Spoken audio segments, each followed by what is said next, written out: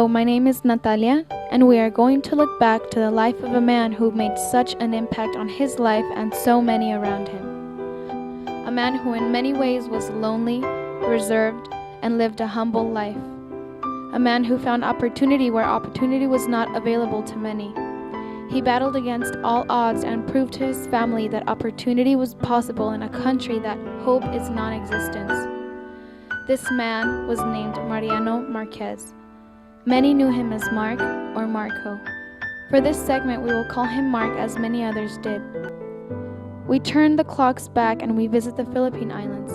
It is so hard to believe that the Philippine Islands is almost a little bigger than California, yet there stands over 100 million people in that country.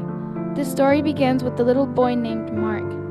As most 6 or 7-year-old children play in the streets, this young boy often walked the streets of the Philippines with no shoes, as it is a common thing for little boys in the Philippines. Mark would often tell his friends and family that it was a normal thing to him, not knowing any better. Being naive and always playing with the neighborhood kids that lived in poverty was not an ideal thing, but he was always looking for ways to find a better way of life. Mark always remembered his uncle because he was his source of inspiration. His uncle was the person that gave him direction and guidance, while his father did not give him any at all. His uncle often talked to Mark since he was a little boy, and he was always encouraged Mark to enlist in the Navy. This stuck hard in Mark's mind, and when Mark turned 16, he was able to join the Navy. During the time, joining the military was not difficult, and the process was so easy. It didn't take much for Mark with an eager mind who was willing to do whatever it took to follow direction from his superiors.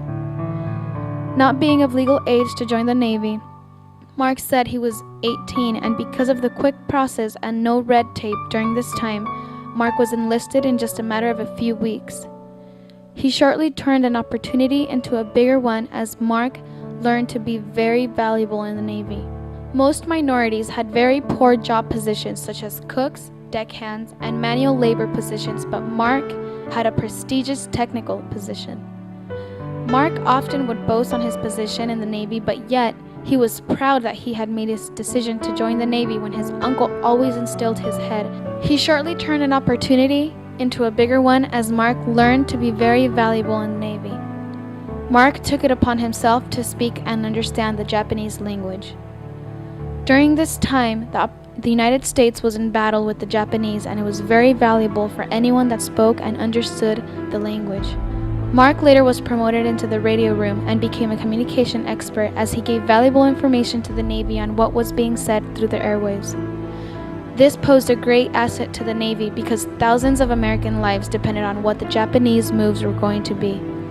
Since Mark understood the language, he was able to prevent and warn his superiors what was being said through the radio waves.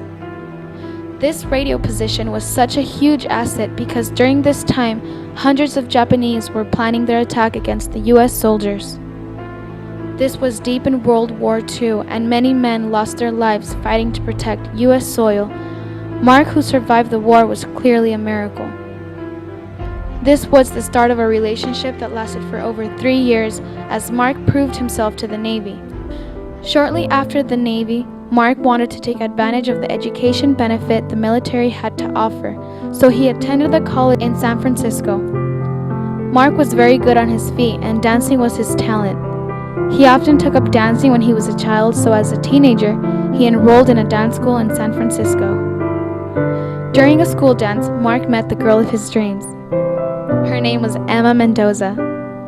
She had this captivating beauty that Mark just had to come up to her and ask her for a first dance. During this time, many girls in the Philippines had no hope to go to the U.S. for a better future. Arranged marriage was a very normal thing that people did to free themselves of poverty and third world countries such as the Philippines. Her story was so intriguing that we wanted to learn more about what she went through to finally get a chance to live a better life. Her beauty was so rare that many men that courted Emma did not have a chance with her because of her protective family. Her family even arranged her marriage, and she had agreed to marry a man that she was not in love with. Being stuck in a country where there is no hope for opportunity, Emma made that choice to marry this wealthy man, but wanted in exchange to visit the U.S. Emma later ran away and left to the U.S., and never did she look back. There, she met Mark, who she shortly fell in love with. Her protective brother Nonoi couldn't stop the romance once it started between Mark and Emma. In 1957, Mark and Emma had their very first child, and Mark was deeply in love. He was always holding his baby girl Celia. They were inseparable, and Mark always carried his daughter wherever he went. The family grew, and later came Tony, the second child. In July 17th, the same day of Mark's birthday, they had their third child. Sharon was a bundle of joy, and Mark and Emma couldn't have been happier and blessed with a family of 5. Mark was living the American dream, thanks to his uncle's words, which still lingered in his head, to enlist in the Navy. That is how his life changed forever. A mother that loved her kids and a father that took care of his new family. It was only then, when everything was about to change their life forever. Tony, only being 4 years old, and both sisters also at a very young age, did not expect what was coming. Emma contracted a serious disease, and only just after the start of a wonderful 6-year marriage, everything came to a stop when Emma lost her life at 32 years of age. It was devastating to Mark and the kids to lose their mother at such a young age. In closing, we take a glance back at Mark's life, and we could not help to think that he accomplished so much and left a big mark in everyone's hearts. And not to forget that Mark's kids made him a proud grandfather. Celia, being the oldest, had her very own daughter Chanel. Tony, his second oldest, had his son Sean, and Sharon, the youngest, also had her very own son Ryan.